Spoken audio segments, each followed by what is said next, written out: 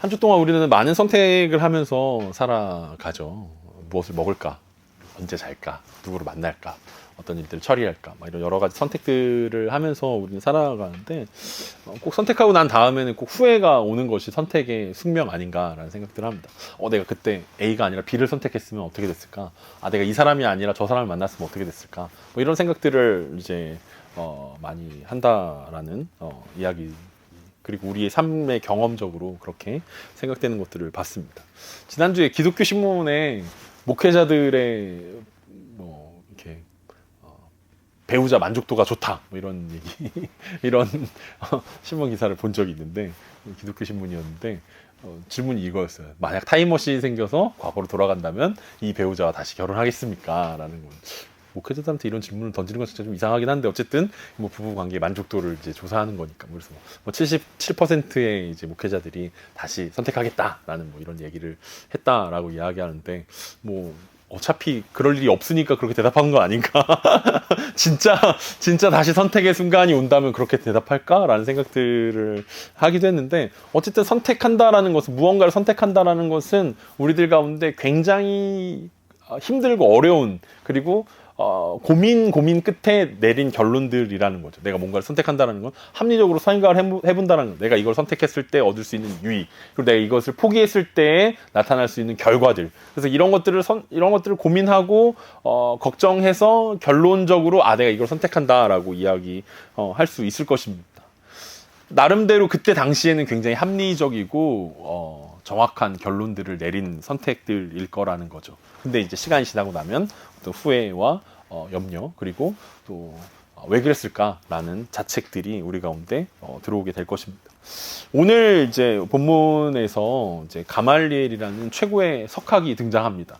세상에서 이때 당시 유대인 중에 가장 지혜로운 사람이라고 뽑히는 사람이었는데 이 사람이 복음을 듣고 난 뒤에 어떤 결정을 했는지 어떤 선택을 했는지를 보면서 우리가 어떻게 선택하는 것이 가장 지혜로운 선택인가 그리고 우리는 어떤 선택을 해야 할 것인가를 한번 생각해 볼 수 있었으면 좋겠습니다. 오늘 본문 34절과 35절입니다. 바리새인 가말리엘은 율법 교사로 모든 백성에게 존경을 받는 자라. 공회 중에 일어나 명하여 사도들을 잠깐 밖에 나가게 하고 말하되 이스라엘 사람들아 너희가 이 사람들에게 대하여 어떻게 하려는지 조심하라. 오늘 성경 본문은 가말리엘이라는 율법 교사를 이렇게 소개합니다. 바리새인이고 율법 교사고 모든 백성에게 존경을 받는 자. 그러면서 공회 중에 일어나라고 이야기했으니까 이 사람도 사내들인 공회의 회원이겠구나라는 것들을 우리는 생각해 볼 수 있습니다. 그런데 대제사장과 성정 경비대장 그리고 사내들인 공회원들 앞에서 예수님의 죽음과 부활 그리고 회개와 돌이킴을 사도들이 이제 지난주에 설교하지 않았습니까? 그러니까 그 이후에 이제 나타났던 반응이 이제 이 사내들인 공회의 결정은 뭐였습니까? 이 사도들을 죽여야겠구나, 없애야겠구나. 이게 지난주까지 봤던 본문의 결론이었습니다. 이제 사도들에게 남겨져 있는 것은 죽을 일만 남았습니다. 어차피 죽음을 각오하고 이 대제사장과 경비대장과 사내들인 공회 회원들에게 설교한 거긴 하지만 우리가 지금 사도행전 5장의 흐름을 보면 이렇게 죽을 거면 굳이 감옥에서 하나님 왜 구해주셨을까라는 생각들이 들기도 합니다. 어차피 이렇게 마지막으로 설교하고 죽을 거면 굳이 왜 감옥에서 꺼내서 다시 한번 잡혀오게 하고 뭐 이런 일들을 겪었을까. 감옥에 그냥 있었어도 자연스럽게 사내들인 공회에 신문을 당했을 거고 회개하라고 설교했을 거고 사형당했을 텐데 왜 이런 과정들을 하나 더 넣었을까라는 생각들을 갖게 됩니다. 그런데 그때 누가 등장했냐면 가말리엘이라는 사람이 등장했습니다. 앞에서 얘기했던 것처럼 그는 바리새인이었고 율법 교사였고 모든 백성에게 존경을 받는 자였습니다. 이 정도만 들으면 우리 가운데 감이 잘 오지 않습니다. 그게 어떻다라는 거지? 라는 생각들이 드는데 유대인의 역사가였던 요세푸스의 설명에 의하면 이 가말리엘이라는 사람은 유대교에서 가장 유명한 두 가지 학파가 있는데 하나는 힐렐 학파고 하나는 샴마이 학파인데 그 힐렐 학파를 만든 힐렐의 손자가 이제 가말리엘이라고 이야기하고 있습니다. 그래서 그가 율법을 해석하면 모든 랍비들과 유대인들은 다 그 율법의 해석을 따라야 된다라는 거. 왜냐하면 그 가장 권위 있는 결정 해석을 내릴 수 있는 사람이 가말리엘이라는 사람이었기 때문에 그렇습니다. 그래서 이 사람은 특별히 랍비라고 불리지 않고 우리들의 큰 스승이라고 이야기한 라반이라고 불렸다라고 합니다. 그러니까 보통 사람들은 랍비인데 랍비 중에 랍비들의 스승, 우리들의 큰 스승에서 라반이라고 불렸고 이 가말리엘이라는 사람이 죽었을 때 사람들이 뭐라고 이야기하냐면 이제 율법의 영광이 죽었다. 이 가말리엘이라는 사람이 죽었는데 율법의 영광이 사라졌다라고 사람들이 슬퍼했을 정도로 그가 모든 사람들에게 존경을 받았다라고 이야기하는 이 단어의 의미가 그 정도라는 거예요. 그러니까 오늘날에 어떻게 비유할 수가 없어요. 이런 위치에 있는 사람은 오늘날에는 존재하지 않기 때문에 뭐 쉬운 말로는 뭐 서울대 총장 정도 얘기할 수 있겠지만 뭐 그런 위치가 아니라는 거죠. 훨씬 더 뛰어나고 탁월한 위치였고 이 유대인들의 모든 율법의 중심에 있는 핵심적인 사람이었으니까 이 사람이 하는 말의 영향력이 어느 정도인지 우리가 생각해 볼 수 있습니다. 그 정도 되니까 공회 중에 갑자기 일어나가지고 사도들을 잠깐 밖에 나가게 하라고 조언할 수 있었던 것 아닐까라고 생각해 볼 수 있습니다. 근데 자기 자신도 사내들인 공회원이면서 그들의 분노에 찬물을 끼얹습니다. 너희가 이 사람들에 대하여 어떻게 하는지 조심해라 라고 이야기하는 것입니다. 한 번 더 천천히 생각해봐라. 지금 우리가 하고 있는 것, 지금 하려고 하는 이 사도들을 죽이려고 하는 일들이 과연 어떤 결정을 내리는 거고 이 결정의 끝이 어떻게 될 건지 그리고 우리가 지금 하려는 이 선택이 어떤 영향을 줄 것인지에 대해서 한 번 더 고민해 봐야 된다라고 지혜롭게 이야기하는 것입니다. 그들에게 주의해야 하는 이유로 두 가지 사건을 예로 드는데 36절과 37절입니다. 이전에 드다가 일어나 스스로 선전함에 사람이 약 400명이나 따르더니 그가 죽임을 당함에 따르던 모든 사람들이 흩어져 없어졌고 그 후 호적할 때 갈릴리의 유다가 일어나 백성을 꿰어 따르게 하다가 그도 망한즉 따르던 모든 사람들이 흩어졌느니라. 드다라는 사람이 일어나서 스스로 선전했습니다. 가짜 메시아였지만 그가 스스로 혁명을 일으켰을 때 400명이나 되는 사람이 그를 따랐다라고 언급하고 있습니다. 그런데 그가 죽자 그 당은 사라졌다라는 것입니다. 400명이나 되는 사람들이 드다라는 사람들을 쫓아다녔지만 결국 드다라는 사람이 죽고 나자 아무도 쫓아다니지 않았다라고 이야기합니다. 그 다음에 어떤 이야기가 있습니까? 그 후에 호적할 때 갈릴리의 유다 사람이 또 반역을 일으켰다라고 이야기합니다. 백성을 꿰어 따르겠다라고 이야기하는데 언제냐면 호적할 때라는 거예요. 그럼 호적은 왜 합니까? 호적을 왜 했을까요? 이 시대에. 네. 호적을 하는 이유는 세금과 가장 관련이 있기 때문에 그렇습니다. 호적을 해야 세금을 받을 수 있는 거예요. 그러니까 등록을 해야 또 국민으로 백성으로 등록을 해야 세금을 거둘 수 있기 때문에 호적을 하게 했다라는 거죠. 근데 호적하는 일 때문에 갈릴리 유다라는 사람이 화가 났어요. 왜냐하면 우리는 하나님의 백성인데 우리가 어떻게 로마 황제에게 세금을 바치냐. 이건 잘못된 거다라고 이제 반역을 일으켰다라는 거죠. 끈질기게 반역을 일으켜서 백성들을 꿰어서 반역을 일으켰지만 결국 그 사람도 죽게 되었습니다. 그의 아들들은 십자가에 못 박혔다라고 전해지고 있습니다. 그러니까 나름대로 메시아다라고 자칭 메시아다라고 이야기하면서 로마 황제를 거역하고 뭔가 반란을 일으켰던 사람들이었다라는 거죠. 중요한 것은 그 사람도 망했고 그를 따르던 모든 사람들도 흩어졌다라는 거죠. 오늘 최고의 지성인이었던 가말리엘은 두 가지 역사적 사건을 예로 제시하고 있습니다. 사실 이때 당시도 자칭 메시아라고 하는 사람도 많았고 크고 작은 반란들이 계속되었다라고 이야기합니다. 어느 정도였냐면 이 로마 시대 때 일어난 유대인들의 크고 작은 반란을 모두 합치면 10,000건 정도 된다라고 이야기합니다. 그 중에서 이제 가말리엘이 얘기했던 대표적인 두 사건을 이야기하고 있는 것입니다. 그러면서 가말리엘이 했던 이야기가 무엇입니까? 그러면서 38절과 39절에서 이렇게 이야기합니다. 이제 내가 너희에게 말하노니 이 사람들을 상관하지 말고 버려두라. 이 사상과 이 소행이 사람으로부터 났으면 무너질 것이요 만일 하나님께로부터 났으면 너희가 그들을 무너뜨릴 수 없겠고 도리어 하나님을 대적하는 자가 될까 하노라 하니. 이 가말리엘은 이것이 사람에게서 났는지 아니면 하나님께로 났는지 판단할 수 없기 때문에 지금 결정하지 말고 내버려두는 것이 좋겠다라고 이야기하고 있습니다. 이 사람들을 지금은 상관하지 말고 내버려뒀다가 나중에 결과가 어떻게 되는지에 따라서 그때 결정하는 것이 옳은 선택이다라고 이야기하는 것입니다. 얼핏 보면은 굉장히 지혜로운 이야기입니다. 지금 당장 사도들을 죽이면 사도들을 지지하고 옹호했던 수많은 사람들의 반대와 어떤 그 반란의 위협 가운데 봉착할 수 있기 때문에 지금 건드리는 것보다 조금 나중에 하는 것이 좋겠다라고 지혜로운 그리고 현명한 결정들을 선택들을 내리고 있습니다. 얼핏 보면 일리가 있지만 이것이 하나님부터 났는지 아닌지를 이제 결정하는 것이 어렵기 때문에 이렇게 결정한 것이다라고 생각할 수 있습니다. 그런데 여기서 우리가 생각해 볼 수 있는 것은 만약 예수님과 그를 따르던 제자들이 하나님으로부터 났으면 절대로 무너뜨릴 수 없다라는 이 가말리엘의 말에 자신의 선택에 근거가 들어있다라는 거죠. 그러니까 사실 자기가 옳은 말을 하고 있고 가만히 내버려 두는 것이 아니라 이 사람들이 옳은 일을 하고 있다라는 선택을 잘 알고 있음에도 불구하고 그는 선택을 유보하고 있다는 것입니다. 유대인의 최고 지도자가 내린 결론이기에 더 설득력 있게 느껴졌을 것이지만 이것 때문에 많은 사람들은 똑같이 선택을 유보하게 되었을 것입니다. 가말리엘의 결론은 사도들의 사형을 막는 도구였지 올바른 선택은 아니었다라는 것입니다. 그가 예를 들었던 두 가지 반란 사건은 지도자가 죽었고 그를 따르던 사람들이 흩어졌기 때문에 하나님이 세운 것이 아니다라는 자연스러운 결론들을 얻었습니다. 근데 이 두 명의 지도자와 예수님의 다른 점은 무엇입니까? 그런 공통점은 무엇입니까? 공통점은 죽었다라는 것입니다. 그런데 차이점은 무엇입니까? 차이점은 예수님은 부활하셨다는 것입니다.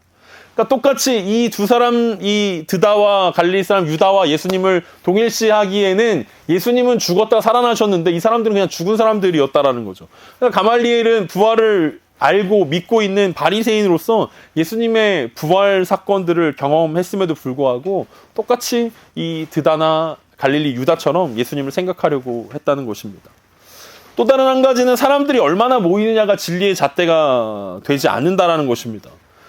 물론 가말리엘이 언급했던 것처럼 드다는 400명이나 되는 사람들을 모았습니다.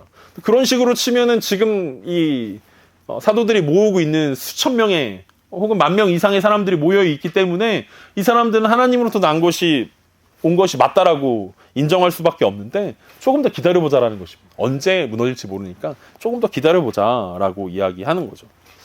그때나 지금이나 사람들의 숫자는 대단한 영향력을 가지고 있습니다. 그렇기 때문에 성전 경비대장도 사도들이 탈옥했음에도 불구하고 화가 머리 끝까지 났음에도 불구하고 어떤 폭력을 행사하지 않고 조용히 사도들을 다시 잡아왔습니다. 왜냐하면 거기서 폭력을 행사하면 사람들에게 많이 모여있는 사람들에게 해코지를 당할까 두려워했기 때문입니다. 그래서 사람들의 생각은 내가 옳은 것이라면 많은 사람들이 모이게 되어 있고 많은 사람들이 모이면 내가 옳은 것이 증명된다라고 생각한다라는 거죠.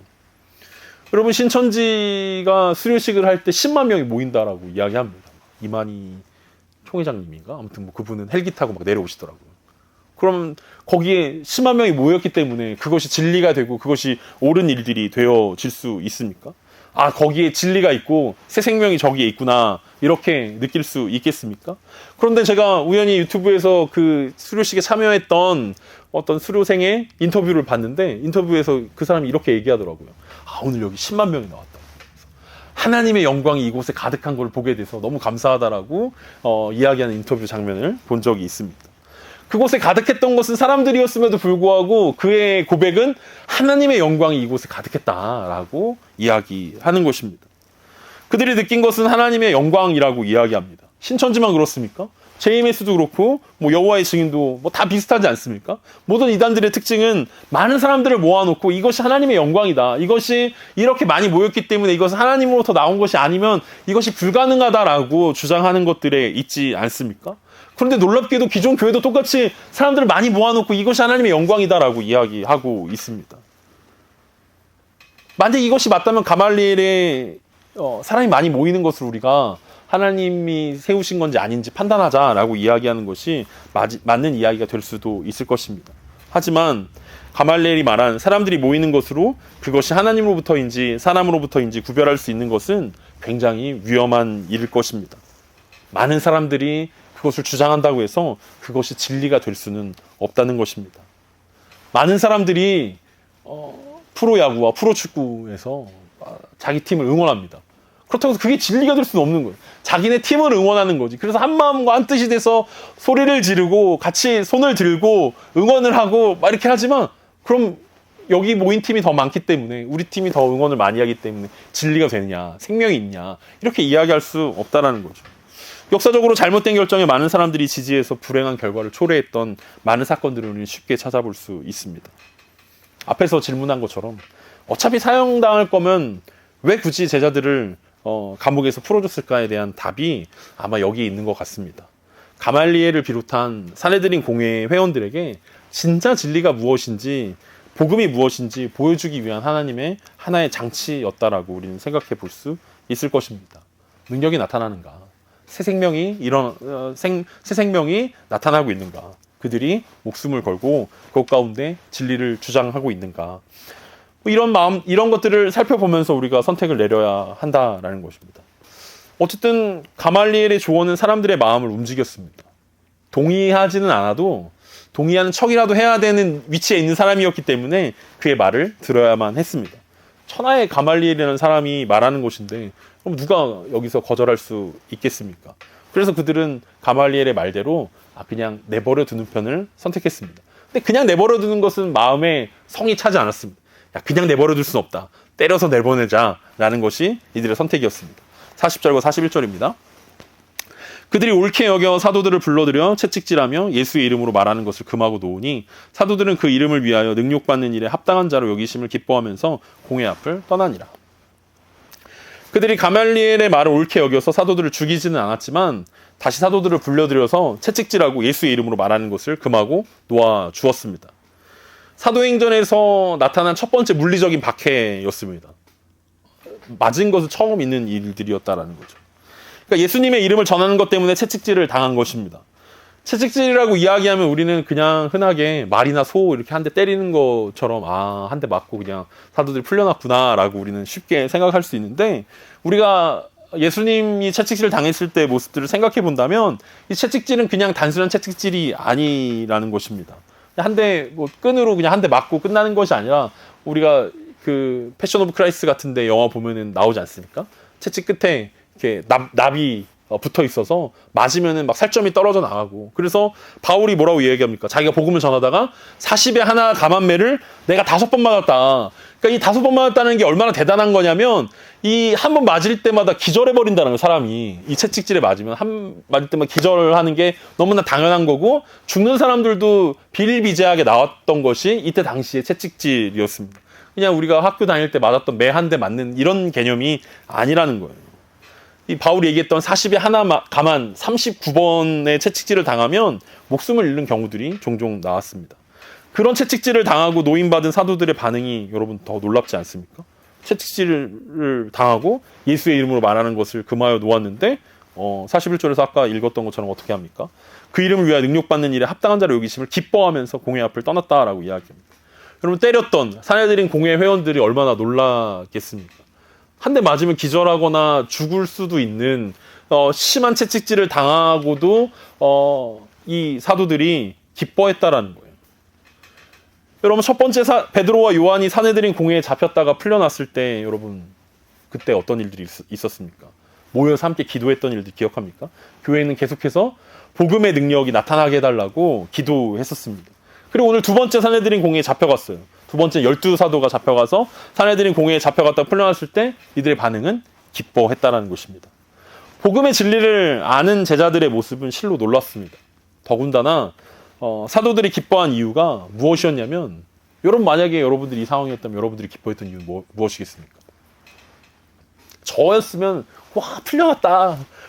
이제 자유의 몸이 되었다. 이것 때문에 기뻐했을 건데 사도들이 기뻐한 이유는 풀려나서 기뻐한 것이 아니라 능욕받은 일에 합당한 자로 여김을 받는 것에 기뻐했습니다.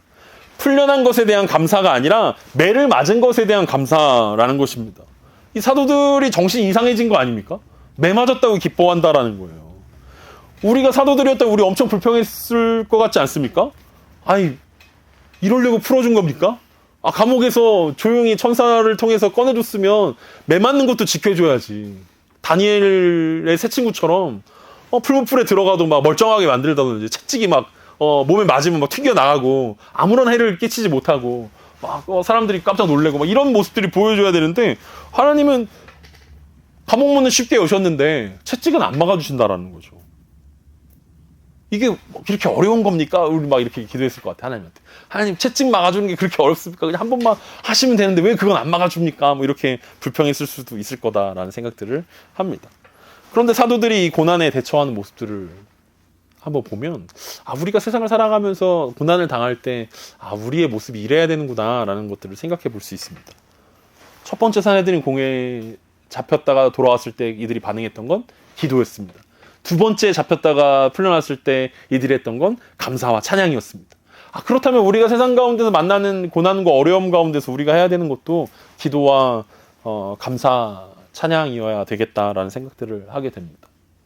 사도들이 그랬다면, 물론 우리는 사도들처럼 복음 전하다가 채찍 맞고 이런 건 없지만, 우리가 애매히 당하는 고난들이 있다면, 우리가 이유 없이 당하는 고난들이 있다면, 우리가 목적을 알지 못하고 당하는 고난들이 있다면, 그 속에서 우리가 해야 되는 것은 이 일들을 통해서 복음이 계속 증거될 수 있도록 기도해야 되는 것들이고, 이 일들을 통해서 내가 하나님의 자녀라는 것들이 증명됐다는 것에 기뻐하고 감사해야 한다는 것입니다.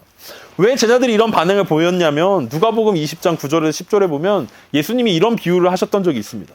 그가 또 이 비유로 백성에게 말씀하시기를 시작하시니라. 한 사람이 포도원을 만들어 농부들에게 새로 주고 타국에 가서 오래 있다가 때가 이르매 포도원 소출 얼마를 바치게 하려고 한 종을 농부들에게 보내니 농부들이 종을 몹시 때리고 거저 보내었거든요. 유명한 이 포도원 농부의 비유 여러분 알지 않습니까?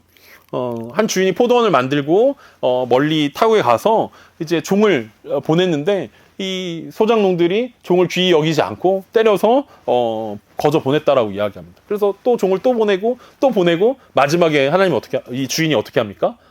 자기 아들을 보내지 않습니까? 아들을 보내면 얘네가 말을 듣겠지라고 했는데, 아들을 죽이면 자기네들이 이 땅을 얻을 수 있을 거라고 생각하면서 아들마저 죽이게 되어지는 사건을 우리 예수님이 마태복음과 누가복음과 마가복음에서 비유하셨던 적이 있는데, 이 포도원 농부의 비유가 이 사도들의 생각 가운데 들어왔다라는 거예요. 우리가 종이구나. 포도원 주인이 우리를 종으로 보냈구나. 종으로 인정받았구나. 우리가 이 때리고 맞는 장면들을 보면서 이게 우리가 종으로 인정받았다라는 것이구나. 우리가 하나님의 이 포도나무 밭에 하나님께서 우리를 파송했구나. 그리고 그 뒤에 이어지는 아들의 이야기가 예수 그리스도라는 사실들을 이들이 깨달았고 이들이 알았기 때문에 사내들인 공회의 매질이 이들을 두렵게 하지 못했다라는 거죠. 내가 그리스도의 종으로 인정받았구나. 하나님께서 우리를 통해서 이 소작농들을 듣든지 아니 듣든지 깨닫게 하시려고 우리를 보냈구나 라는 마음이 그들의 마음 가운데 들었다라는 거예요. 이 종들의 목적은 무엇입니까? 주인이 보내는 대로 가는 거예요. 내 땅에 가서 소작농들에게 가서 세를 내라고 이야기해라 라고 하는 것이 종들이 해야 되는 일들이고, 이 사도들이 종이 되어서 똑같이 했다라는 거죠. 회개해라. 돌이켜라. 주인이 지금 너희들에게 세를 받고자 한다. 빨리 돌이켜서 하나님께 돌아와라. 이것이 종들이 해야 되는 일들이었고, 그 일들을 했더니 예수님의 비유처럼 똑같이 몹시 때리고 거저 보내었다라고 이야기하고 있습니다. 여기서 몹시 때렸다라는 이 단어와 채찍질했다라는 단어가 같은 단어예요. 그러니까 사도들이 채찍질 당했다라는 게 몹시 맞았다라는 거고, 이 몹시 맞았다라는 것이 여기 비유에 나오는 맞았다라는 단어와 동일한 단어라는 것입니다. 그렇기 때문에 제자들은 맞으면서도 기뻐할 수 있어요. 우리 이제 진짜 종인가 봐. 우리 진짜 주인의 마음을 시원케 해야 되는 사람들인가 봐라고 이제 스스로들에게 예수 그리스도의 이 비유들을 생각하면서 자신들이 매맞고 있다라는, 예수 그리스도 이름 때문에 매맞고 있다는 사실들이 그들에게 도전이 되었던 것입니다. 그리고 초대교회가 겪었던 박해 이야기의 마무리는 사도들과 성도들이 참 진리를 선택하고 어떻게 따르는지 보여주면서 마칩니다.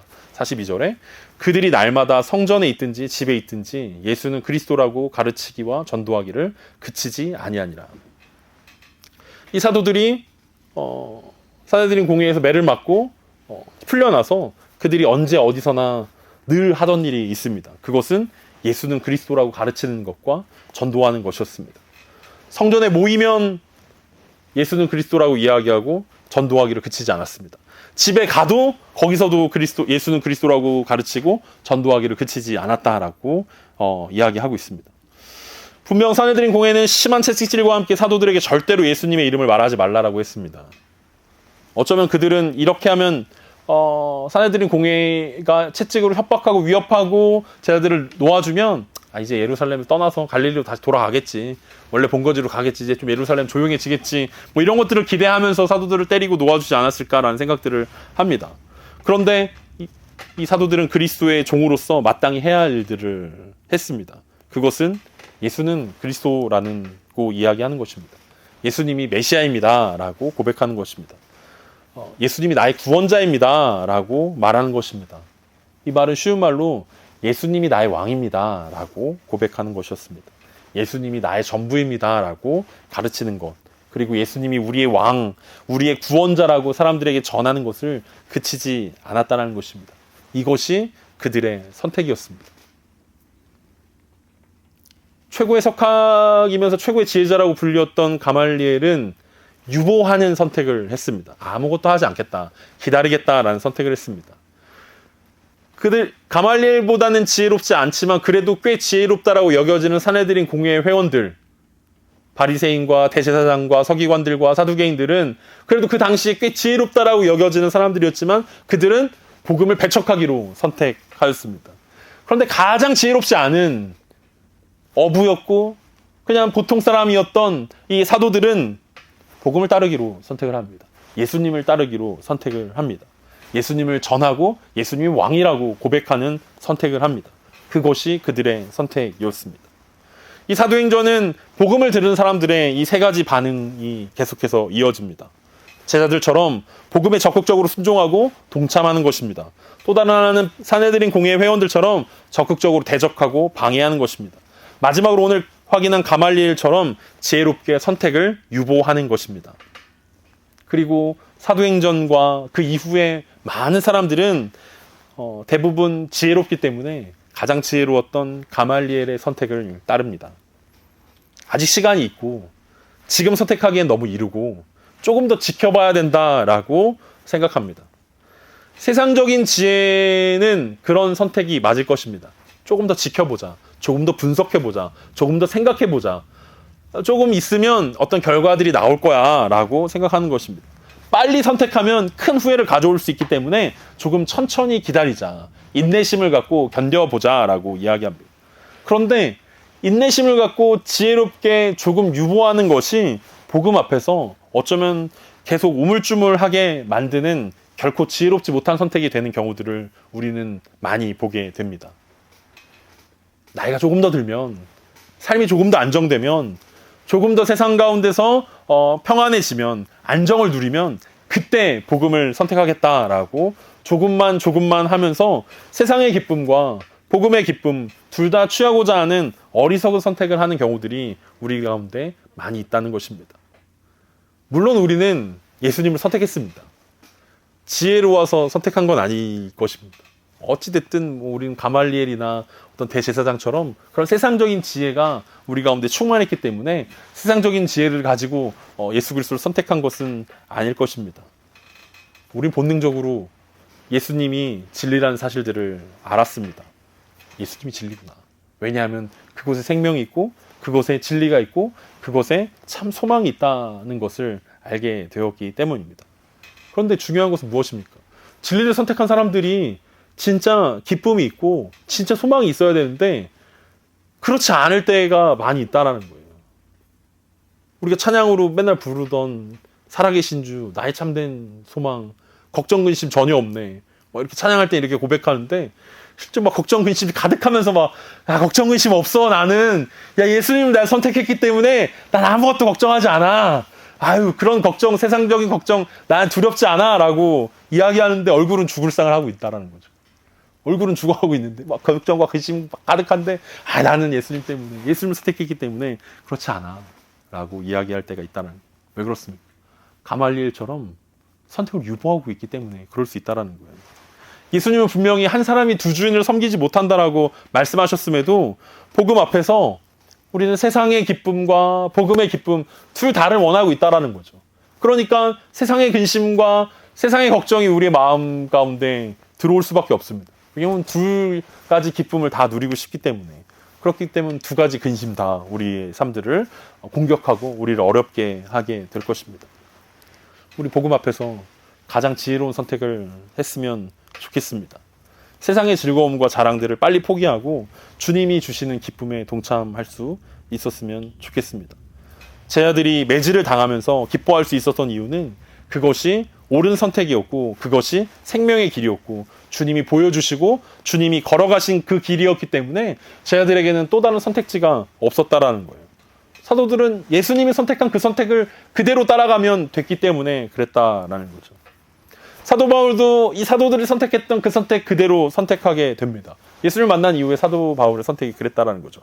그 사도 바울이 이런 선택을 한 뒤에 사도 바울의 고백이 무엇입니까? 사도 바울이 고린도전서를 통해서 고린도 교회에 이야기했던 것이 무엇입니까? 고린도전서 1장 24절과 25절입니다. 오직 부르심을 받은 자들에게는 유대인이나 헬라인이나 그리스도는 하나님의 능력이요 하나님의 지혜니라. 하나님의 어리석음이 사람보다 지혜롭고 하나님의 약하심이 사람보다 강하니라. 최고의 석학이었던 가말리엘이라는 사람의 지혜로운 선택은 선택하지 않는 것이었습니다. 조금 기다려보자. 이것이 하나님으로부터 나온 건지 아닌지 아직 확신할 수 없으니까 기다려보자 라는 것이었습니다. 반면에 그의 제자였던 사도 바울의 선택은 무엇이었습니까? 기다릴 수 없다.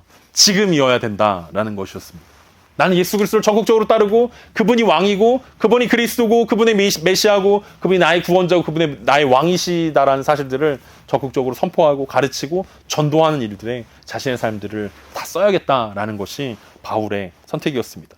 그가 고백했던 것이 하나님의 어리석음이 사람보다 지혜롭고 하나님의 약하심이 사람보다 강하다는 것입니다. 자신의 스승이었던 가말리엘이 최고의 석학이라는 것들을 인정하지만 하나님과 비교했을 때 그것은 결코 지혜로울 수 없다라는 거죠. 사도 바울처럼 지혜로운 사람도 이렇게 이야기하는데 우리는 어떤 선택을 해야겠습니까? 우리의 선택이 하나님이 우리보다 훨씬 더 지혜롭다라는 그것들을 인정하는 선택이었으면 좋겠습니다. 하나님의 약하심이 사람보다 훨씬 더 강하다는 사실들을 인정하고 우리의 약함과 우리의 미련함과 우리의 지혜롭지 못함과 우리의 연약함들을 여전히 사랑하시고 여전히 우리와 함께하길 원하시는 하나님을 선택하는 것이 가장 지혜로운 선택이 될 줄 믿습니다. 복음 앞에서 세 가지 선택지가 있습니다. 사도들의 선택, 그리고 사내들인 공의의 선택, 그리고 가운데 여전히 미적미적하고 있는 가말리엘이라는 최고의 지혜로운 사람의 선택이 있습니다. 우리도 꽤 지혜로운 사람이길 원하면서 세상을 살아갑니다. 어떻게 하면 내가 좀 더 지혜로울 수 있을까? 어떻게 하면 조금 더 올바른 선택을 할 수 있을까? 그런데 그 속에서 우리가 머뭇거리고 있는 이유가 사실은 가장 지혜 없기 때문일 수 있다라는 거죠. 하나님을 선택하면 나머지 걱정과 근심과 문제들과 염려들이 사라지는데 여전히 두 가지를 저울질하고 있다 보니까 우리들 가운데 더 스트레스가 많아지고 더 걱정이 많아지고 더 근심이 많아질 수 있을 것입니다. 우리는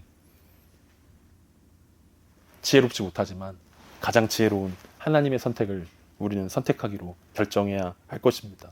그게 사도들의 선택이었고 그게 바울의 선택이었고 우리 신앙의 선배들의 선택이었기 때문에 그렇습니다. 우리들이 가장 지혜로운 선택을 할 때 그때 하나님께서 우리의 삶 가운데 제자들이 경험했던 환난과 근심과 걱정과 염려들 속에서 가장 크게 기뻐할 수 있었던 매질을 당함에도 불구하고 하나님께 기뻐하고 감사할 수 있었던 제자들을 향한 부르심을 기억하면서 우리들 가운데도 그런 가장 지혜로운 선택의 결과들이 기쁨과 소망과 하나님의 충만함들이 우리 삶 가운데 충만하게 부어지길 간절히 소망합니다.